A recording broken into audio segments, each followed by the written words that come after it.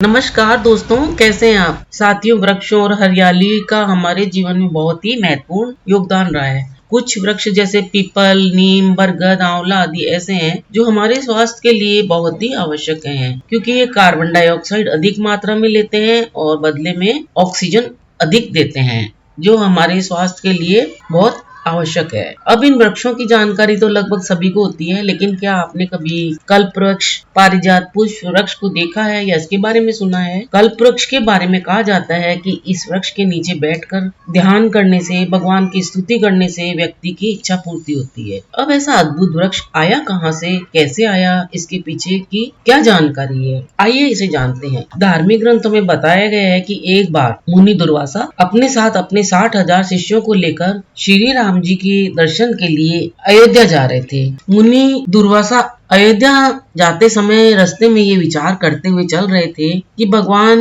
विष्णु ही मनुष्य रूप धारण करके अवतरित हुए हैं। मैं तो इसके बारे में अच्छी तरह से जानता हूँ, लेकिन आज मैं सामान्य जनों को, सामान्य व्यक्तियों को भी उनके पौरुष को, उनके देव प्रभाव को दिखलाऊंगा, ताकि उन्हें कोई साधारण मनुष्य ना समझे। तो इस प्रकार के विचार मन में लेकर मुनि दुर्वासा ने अयोध्या में प्रवेश। मुनि ने 8 डोरियों को पार करके माता सीता के भवन के पास पहुंचे। तो द्वार रक्षकों ने जब सीता जी के भवन के बाहर शिष्यों सहित मुनि दुर्वासा जी को उपस्थित देखा, तो उसी समय जल्दी जल्दी एकांत में बैठे भगवान श्री राम जी के पास गए और उन्हें दुर्वासा मुनि के आने की खबर बताई। ये समाचार सुनते ही भगवान श्री राम जी उठ खड़े और तुरंत मुनि की अगवानी के लिए उनके पास गए और राम जी ने दुर्वासा जी व अन्य सभी मुनियों को प्रणाम किया और फिर उन सभी को भवन के अंदर ले आए और सभी को उचित आसन बैठने के लिए दिए। जब श्री राम जी भी अपने आसन पर बैठ गए, तब मुनि दुर्वासा जी मधुर वाणी में श्री राम जी से कहने लगे कि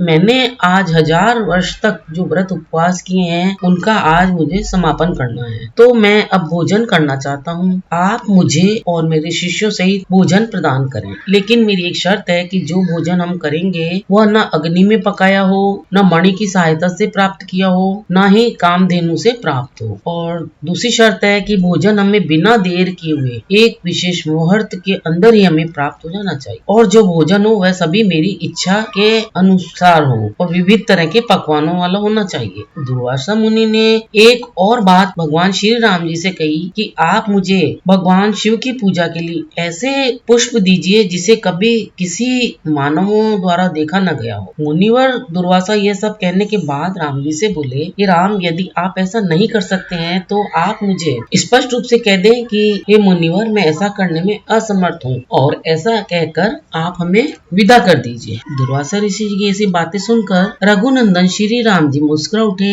और बड़ी विनय पूर्वक मुनि से बोले, मुनिवर, मैं आपकी सभी बातों को स्वीकार करता हूँ, सभी शर्तों को मैं स्वीकार करता हूँ और मैं उन्हें अवश्य पूरा करूंगा। राम जी की ऐसी बात सुनकर फिर दुर्वासा मुनि संतुष्ट होकर बोले, ठीक है, अब मैं अपने शिष्यों सहित सरयू नदी में स्नान करके शीघ्र ही वापस आता हूँ। अब राम जी और मुनि दुर्वासा की यह वार्ता जब भाई लक्ष्मण, सीता जी, कुश अन्य सभी ने सुनी तो वे भय से चिंतित होने लगे कि कहीं शर्त पूरी नहीं हुई तो दुर्वासा मुनि उन सभी को श्राप न दे दे। लेकिन उन सभी को भरोसा दिलाते हुए मुनि के सरयू नदी में स्नान करने के लिए जाने के बाद श्री राम जी ने लक्ष्मण से एक पत्र लिखवाया और फिर उस पत्र को एक स्वर्ण से बने बाण में बांधकर तुरंत उसे छोड़ दिया। उसके बाद वह बाण शीघ्र ही अत्यंत वेग से इंद्रपुरी अमरावती पहुंच गया, जिसे देखकर देवराज इंद्र जो अपनी सभा में बैठे थे भयभीत हो गए। तभी उन्होंने उस बाण के पिछले भाग में श्री राम लिखा देखा तो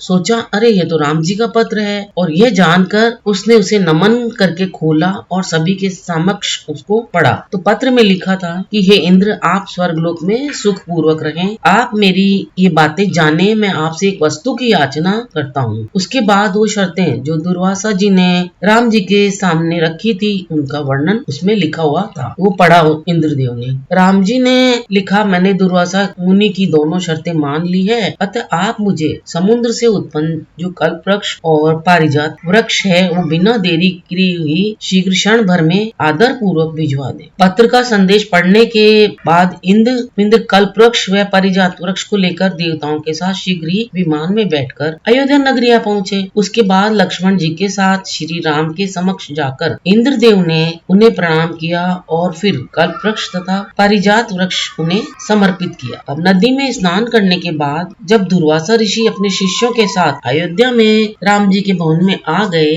तो उसके बाद श्री राम जी ने दुर्वासा मुनि व उनके शिष्यों का पूजन किया और उसके बाद राम जी ने मुनि को भगवान शिव की पूजा के लिए पारिजात के पुष्प प्रदान किए। तो पुष्पों के दर्शन करके मुनि अति प्रसन्न हुए और फिर उन्होंने भगवान शिव की पूजा अर्चना करी और साथ ही फिर अन्य देवताओं की भी पूजा की। पूजा के बाद श्री राम जी ने भाई लक्ष्मण व सीता को भोजन परोसने के लिए कहा तो सीता जी ने पारिजात पुष्प वृक्ष व कल्प वृक्ष की पूजा करी और कल्प वृक्ष के नीचे पाक पात्रों को जो भोजन के बर्तन थे उनको रखा और फिर कल्प वृक्ष से प्रार्थना करते हुए कहा, हे कल्प वृक्ष, आप क्षीर सागर से उत्पन्न हुए से संतुष्ट कीजिए, उनकी इच्छा अनुसार भोजन प्रदान कीजिए। सीता जी की इस तरह की प्रार्थना सुनकर कल्प वृक्ष ने उसी क्षण उन स्वर्ण पात्रों को विविध प्रकार के दिव्य पकवानों से भर दिया। तो उसके बाद सीता जी, उर्मिला, चंपिका आदि सभी आनंदित होकर दुर्वासा मुनि व उनके शिष्यों को भोजन परोस रही थी।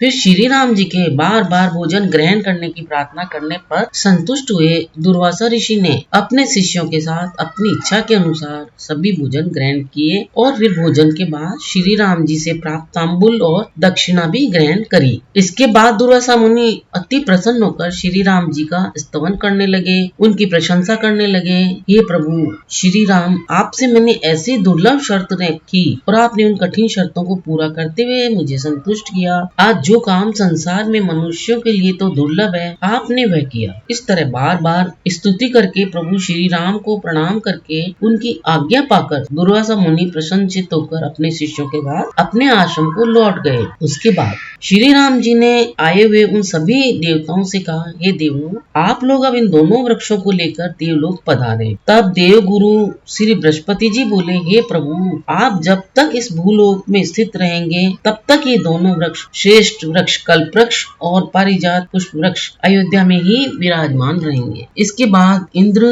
देव व सभी देवता देवलोक चले गए। इस तरह से ये दो श्रेष्ठ वृक्ष कल्प वृक्ष तथा पारिजात पुष्प वृक्ष देवलोक से पृथ्वी पर आए। तभी से फिर पारिजात वृक्ष के सैकड़ों अंश पृथ्वीलोक में पारिजात वृक्ष के रूप में उत्पन्न हो गए, जो आज भी यहाँ मौजूद है। पारिजात पुष्प के समान जो पुष्प वह है प्रभु श्री राम जी को प्रसन्न करने वाला कोई दूसरा पुष्प नहीं है। कल्प वृक्ष के अंश से ही पीपल के वृक्ष का फिर प्रादुर्भाव हुआ। कल्प वृक्ष के समान ही पीपल वृक्ष भी सभी इच्छाओं को पूरी करने वाला वृक्ष है। कल्प वृक्ष या पीपल के वृक्ष के नीचे भगवान श्री राम की, भगवान विष्णु जी की पूजा या ध्यान करने से, पाठ करने से व्यक्ति की सभी मनोकामनाएं पूर्ण होती हैं और सभी परेशानियां भी दूर होती है। तो इस तरह से इन दो दुर्लभ देव वृक्षों ने पृथ्वी पर आगमन किया। तो दोस्तों, आपको ये जानकारी कैसी लगी? अपने विचार हमें अवश्य बताएं। यदि अच्छी लगी हो तो इसे आगे शेयर अवश्य करें। मेरे इस चैनल पर आप नए हो तो साथ ही मेरे इस चैनल को सब्सक्राइब भी कर लें ताकि अन्य नई नई जानकारियां आप तक अतिशीघ्र पहुंच सके। अपना अमूल्य समय देकर वीडियो देखने के लिए आपको बहुत बहुत धन्यवाद।